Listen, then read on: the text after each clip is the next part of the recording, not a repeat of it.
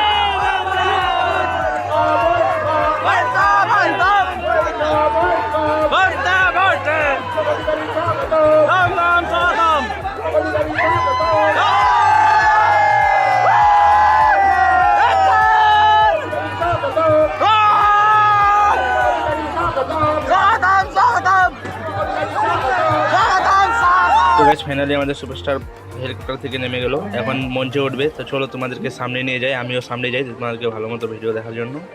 আর দেখতে পাচ্ছ গাইস কীরকম ক্রাউড, চারদিকে লোক, এত লোক ছিল না, কিন্তু আমাদের সুপারস্টার ল্যান্ড হওয়ার পর দেখো কত পাবলিক, এখানে পুরো ভিড় হয়ে গেছে গাইস। আমিও পুরো ঠেলাঠেলি করে পুরো ভিড় হারিয়ে একদম ভিতরে, একদম মঞ্চের সামনে চলে আসলাম তোমাদেরকে দেখার জন্য। আমার জন্য না, নিজের জন্য, নিজের পরিবার জন্য, নিজের আমাদের পশ্চিমবঙ্গের জন্য আপনাদের নিজে ভোট দিয়ে জয়যুক্ত করবেন। ধন্যবাদ অনেক অনেক।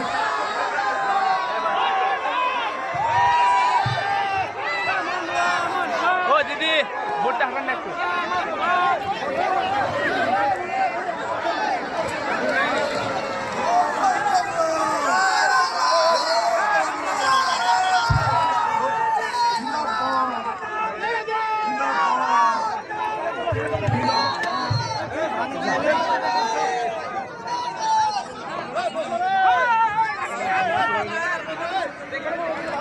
দেবদার জন্য জোরে হাততালি হয়ে যাক।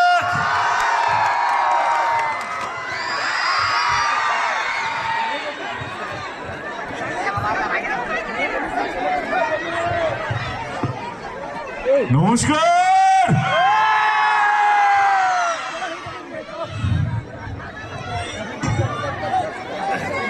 দিয়ে দাও, সামনে ফুলটা দিয়ে দাও। জোহার, ভালো আছেন আপনারা সবাই? ওকে ওকে। 23 তারিখে নির্বাচন, তাই তো? সকাল 7টা থেকে বেরিয়ে 4টে সভা হয়ে গেল, 2টো রোড শো হয়ে গেল। এটা করে আমার ফ্লাইট ধরে কলকাতা পালাতে হবে, আমার কালকে ঘাটালে যেতে হবে। ঘাটালেও 23 তারিখে নির্বাচন। ওকে, যেটা বলতে এসেছিলাম, লাভ ইউ, থ্যাংক ইউ। ওকে, 23 তারিখে আমাদের এখানে নির্বাচন। আমি আপনাদেরকে একটাই কথা বলতে এসেছি, আমি আপনাদেরকে জোর করবো না কে আমাকে বা আমার দলকে বা আমার প্রার্থীকে ভোটটা দিতে হবে। নিশ্চয়ই এটুকু অনুরোধ করবো কি আপনাদের আশীর্বাদ, আপনাদের দোয়া যেন আমাদের প্রার্থী যিনি আছে তার প্রতি যেন থাকে। দিদি হাতটা ধরতে পারি? হ্যাঁ, আপনারা আশীর্বাদ করবেন তো? ওকে, কারণ কি হচ্ছে, যেটা আমি সব জায়গায় বলি, নির্বাচন আসে আর যায়।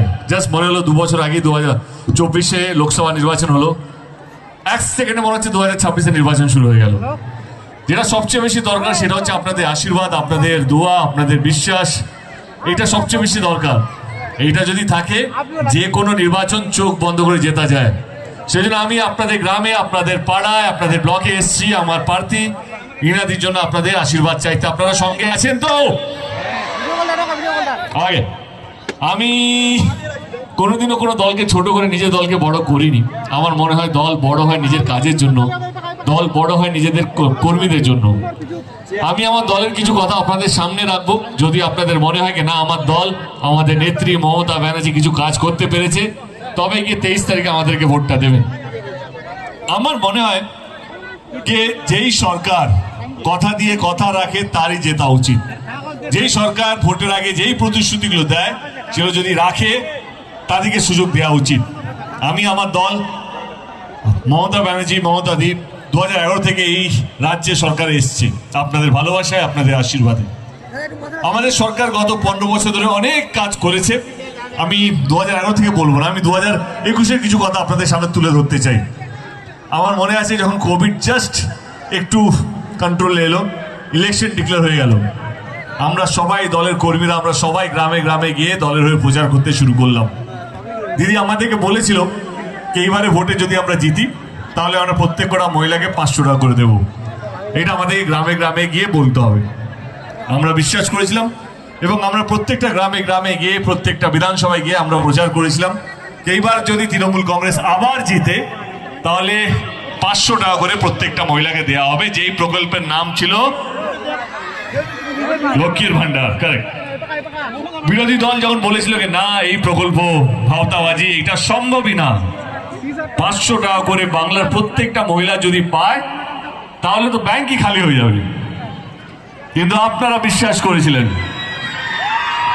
এবং আশীর্বাদ করেছিলেন এবং তৃণমূল কংগ্রেস প্রথমবার 200-র বেশি আসন পেয়ে তৃতীয়বারের জন্য শপথ নিয়েছিল আমাদের মুখ্যমন্ত্রী। শপথ নেওয়ার 4 মাসের মধ্যে লক্ষ্মীর ভান্ডার প্রকল্পটা বাস্তবিক করেছিল। এবার আপনারা বলুন, যেই সরকার কথা দিয়ে কথা রাখে তারই তো জেতা উচিত, উচিত কিনা? যে কথা দিয়ে কথা রাখে আপনাদের সঙ্গে থাকে তারই তো জেতা উচিত, উচিত কিনা?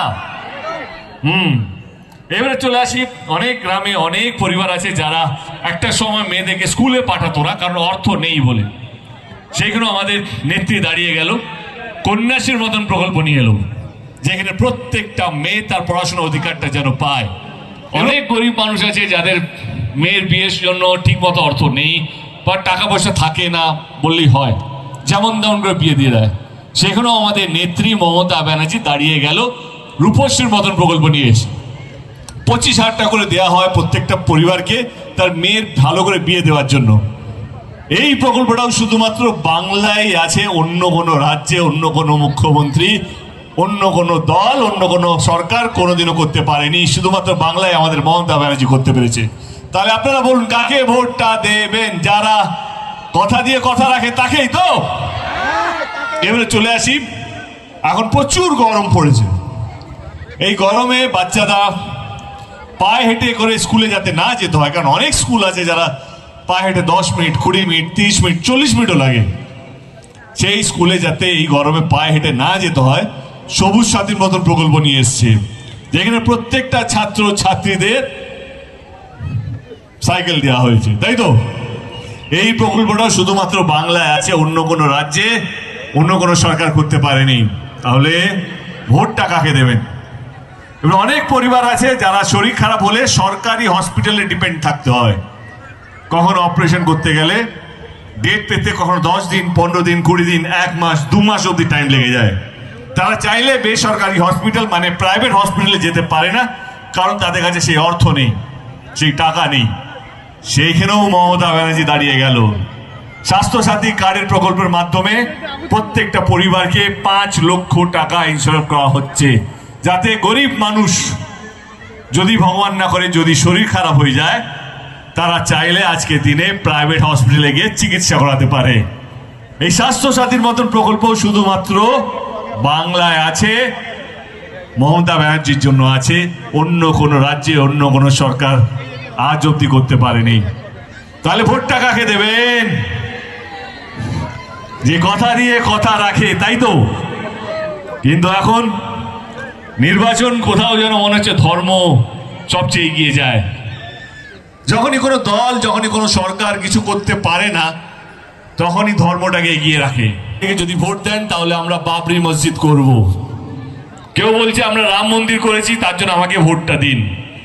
আমি একটাই কথা বলতে চাই বাংলার প্রত্যেকটা মানুষকে, শুধু বাংলা কেন, ভারতবর্ষের প্রত্যেকটা মানুষকে, আমাদের দেশে নির্বাচন কি শুধু মন্দির বা মসজিদ বানানোর জন্য হয়?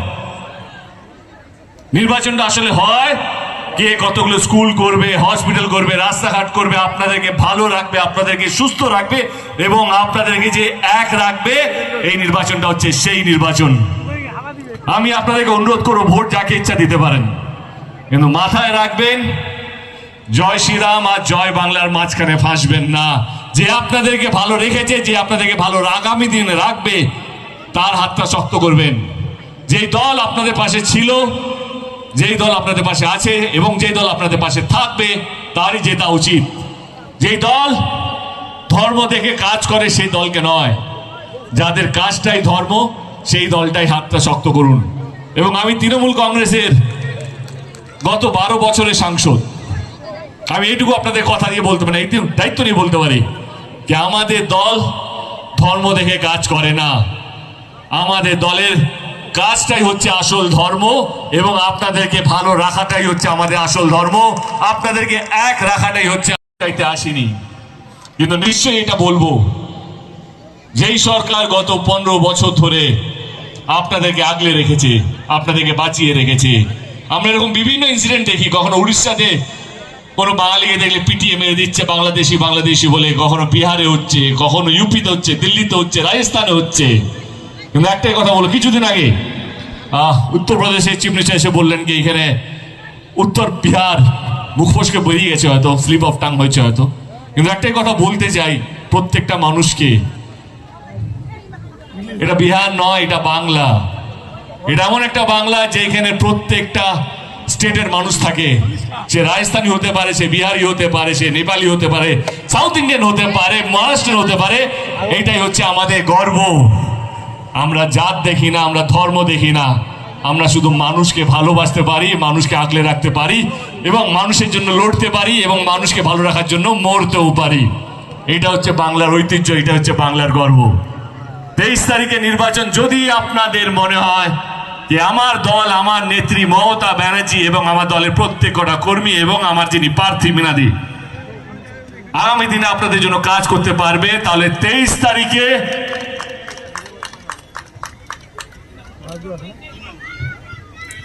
যদি আমাদের দল, আমাদের নেত্রী মমতা ব্যানার্জি এবং আমার দলের কর্মীরা এবং আমার প্রার্থীরা আগামী দিনে আপনাদের জন্য কাজ করতে পারবে, তাহলে ইভিএম মেশিনে 3 নম্বর বাটনটা টিপে,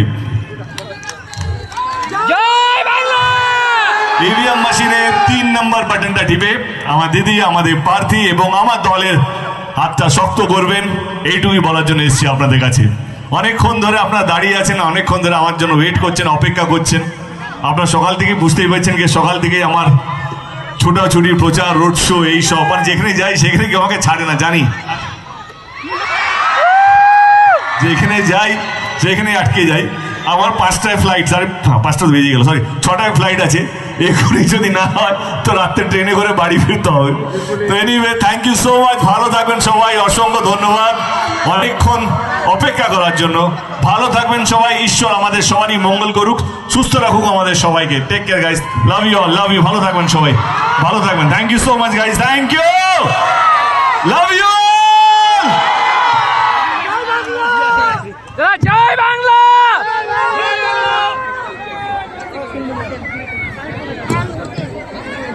জয় বাংলা।